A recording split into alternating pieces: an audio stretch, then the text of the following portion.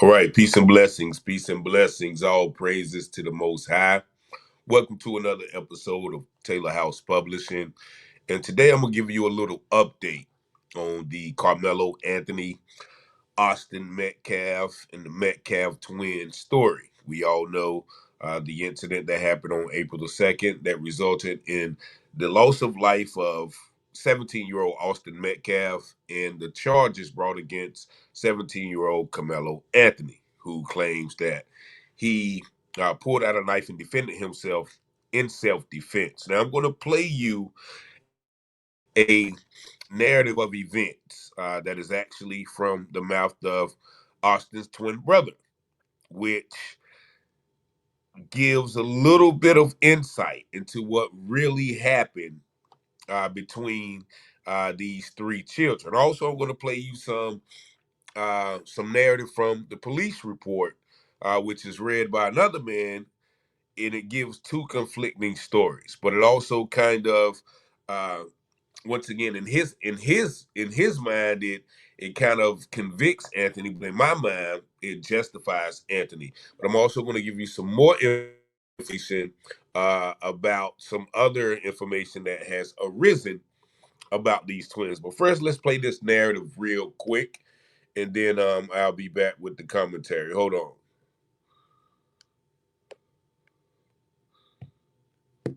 What happened between Karmelo Anthony and Austin Metcalf? First, let's set the record straight.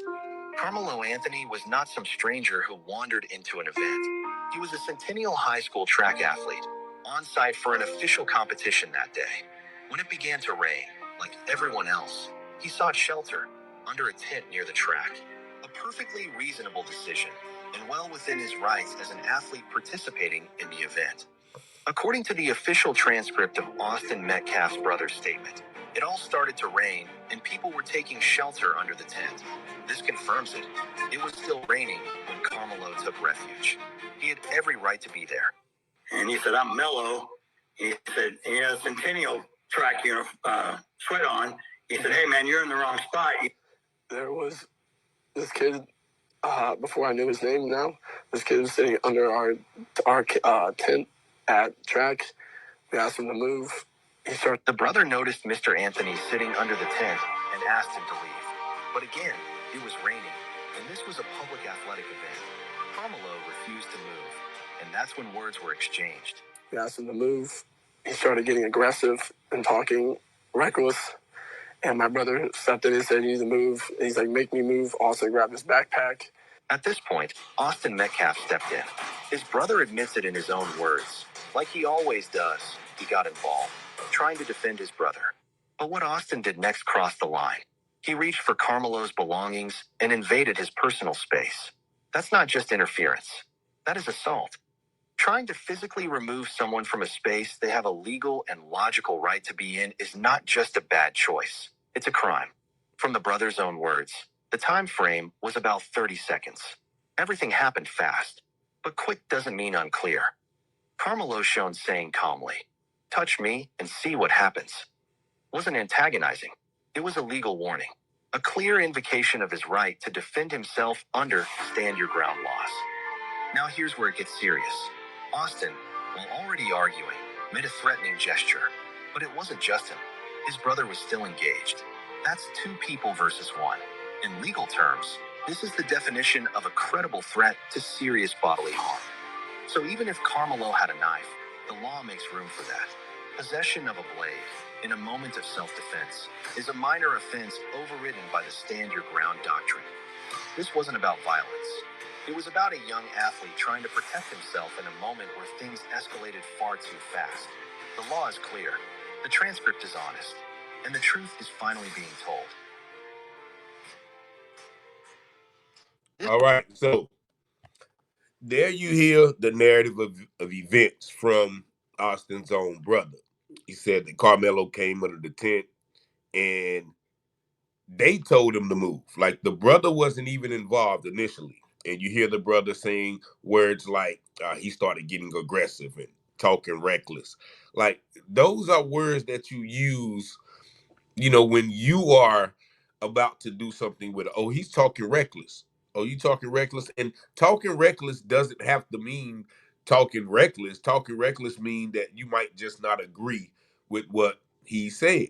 And in this particular narrative, the brother says he told him to move, and he said, "Make me move." Now, in this other narrative by this white man who's trying to paint Carmelo as the aggressor, you're going to hear two different scenarios of what was said. Now, also, let me tell you that I've talked to parents who are in the track and field culture, and they said when it rains, everybody has tents all around. And there is no prohibition of what tent you can go to. It's sort of like a camaraderie. It's like a fellowship that anybody can go to any tent when it's raining. Because think about it, all of the kids are track and field. They're competing all of them in high school, so everybody's pretty much just fellowshipping, right? So that's another reason why the brothers attempt to remove Carmelo Anthony from the tent goes against all protocol. But now I'm gonna play you this narrative from a white guy who's trying to paint Carmelo as the aggressor. Now, this he's going to read from the official police report from two witnesses. He's going to state verbatim the testimony of two witnesses, and you're going to hear how he tries to switch the narrative from Carmelo being the having the legal right, as this man said, to defend himself, as him being the provocateur or him provoking these guys so that he can do what he ultimately did. Just listen to this strange, twisted narrative that this guy tries to show. Wearing Centennial gear. I arrived on scene 10:06. When I arrived, I grabbed the roll of crime scene tape, proceeded to the visitors' bleachers where the dispatch advised the victim was. Walking toward the bleachers, I was approached by a witness who identified himself, began telling me what happened. I asked him where the stabbing occurred, advised it happened under the Memorial High School pop-up tent in the visitors' bleachers. I immediately informed Sergeant Otis where the witness stated the stabbing occurred and gave him the crime scene tape to start securing the crime scene. I then had someone move to the walkway under the visitors' bleachers to further speak with me. The following is a summary of my contact. The witness advised he was sitting under the Memorial High School pop-up tent with his team and was near the victim, Austin Metcalf, and the suspect, who was later identified as Karmelo Anthony. Anthony was from Centennial High School and was sitting under the Memorial High School tent. Austin, the victim, had told Anthony, the stabber, that he needed to move out from under the team's tent, and Anthony grabbed his bag, opened it, and reached inside, and proceeded to tell Austin, "Touch me and see what happens." No one really thought Anthony really had any weapons in his bag, and Austin proceeded to touch Anthony, and then Anthony told Austin to punch him and see what happens. This is provocation with intent, folks. These are facts I had not heard before. The stabber is provoking the victim That's crazy. to use force for the purpose of being able to inflict deadly force upon him. That's the most severe form of provocation with intent, and loses you self-defense as a legal defense. These are bad facts for Karmelo Anthony. Austin proceeded to touch Anthony, and then Anthony told Austin to punch him and see what happens. A short time later, Austin grabbed Anthony to tell him to move, and Anthony pulled out what the witness recalled as a black knife and stabbed Austin once in the chest and then ran away. Austin began grabbing his chest and telling everyone to get help. You notice he's not instantly dead. All right, so I'm gonna stop that little narrative there. You see how he's trying to paint Carmelo Anthony as the one who's provoking. He's not provoking anyone. He didn't start anything. His response of touch me and see what happens is in response to them threatening to move him out of a a an open space in a track field. Now, mind you, I don't think those were the words that were said, because in this next narrative, the person's not going to say that. And even the brother didn't say that. The brother didn't say that. He said, they told him to move, and he said, make me move. Now, this one, he says, well, touch me and see what happens. Then the guy touches him. And then, okay, well, punch me and see what happens. Then the guy grabs him. And you notice he said he grabs him to tell him to move. You don't have to grab anybody to tell them to move. You can just tell them to move. So that, once again, like the first man said, is a clear-cut assault. Also, the first person said that he was engaged with both of the brothers. So basically, he was talking to one brother, and then the other brother came and, tried to get him out the tent. And so, as the man said, that's 2 against 1. But this guy right here, and I doubt that conversation went that way. Nobody says, touch me and see what happens. Punch me and see what happens. No, that conversation, and we'll never know. There's supposed to be a video about the situation. So, um, hopefully we'll see that. But I doubt those are the distinct words that were said between those two individuals. But the way this guy is trying to reverse the narrative, saying, okay, well, he's provoking him with intent. No, that man came to sit down and get out of the rain. And he's telling them, look, don't bother me, or, I got something for you. That's not provoking. That's giving you, like the man said, a warning. But check out this last witness that they have. Hold on, let me see if I can fast forward a little bit. Let me see. You can join my free WhatsApp group and see everything for ad. yourself. Hold on, y'all. Every Now, y'all trade, know I'm the not in exact my. time. Once in there, things calmed down a little bit. However, they were still hysterical and could not really talk. In there, I learned Hunter was the brother of the victim. So this is Austin Metcalf's twin brother, who held him in his arms as he died. I attempted to ask both of them what happened. I could not really get anything out of Hunter, but the other witness stated he wanted to speak. He stated they were all sitting on the bleachers under a Memorial High School tent when another male, who he did not know, walked over and sat under the tent. Witness then said Austin, the victim, told this male that since he did not go to Memorial, he had to leave the tent. Austin and the male went back and forth, and then Austin stood up and pushed the male to get him out of the tent. Witnesses said during this time of arguing, the male was reaching around in his bag he had. It was at this time the male took out a knife and stabbed Austin and then left the scene. This was all the witness remembered.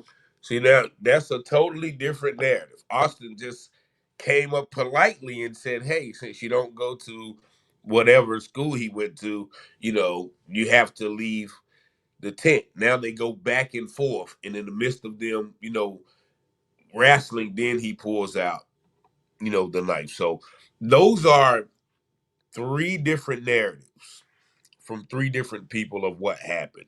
But what we do know is basically that Austin and his brother were the initial sources of contact with Carmelo Anthony. He came over there to get out of the rain. He is actually on the track team. It has been said that Austin was not even on the track team, so he was just there. So now, um, people are really beginning to see. Like I said, there's supposed to be a video that is coming out of the entire incident. So we don't know what that video is going to show or how much more information that is going to come for that video. But as of now, Carmelo Anthony is still raising money for his defense. He's being charged with first-degree alignment. I just saw an article where he won't face, capital punishment or life or anything of that nature. But things have been coming out about these twins that say they are bullies. Now, this is another Instagram or social media post that has been attributed to Austin. I don't know the validity of it, but it is circulating. But this is one of the posts that he shows Austin Mitchell. He says, "I dare one of those monkeys to show up to the track meet today." And there you see him holding, high powered machinery, for lack of a better word. And so it has already been said that, they were bullies. And as the first narrative said, they tried to take Carmelo Anthony's belongings, which, one of his relatives said they tried to take his bag and his phone. And so, um, this is This is once again a narrative which justifies, Carmelo's self-defense. I think the other guy was like 6'2", 220. Carmelo Anthony, I think they said he was like 5 something, 130 pounds. So he was definitely outmatched. So when a bigger guy grabs you like that, you have every right to defend yourself. Now, another thing that has been circulating, some people say that this is false, but I have to share it, is the autopsy report.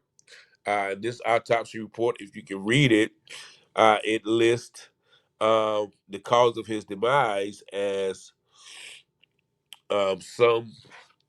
some D-rug usage, and I don't know if you guys can see it, but uh, I read some of it. It says primary is a D-rug overdose, and secondary is stab wounds. It says there was MDMA, aka Molly, with 2% of Fent, as they say. So, once again, I'm not going to say that that is an accurate, uh, report, but if it is, then you have to go back into how they tried to play with George Floyd. Oh, he didn't expire from the police officer's foot on his neck.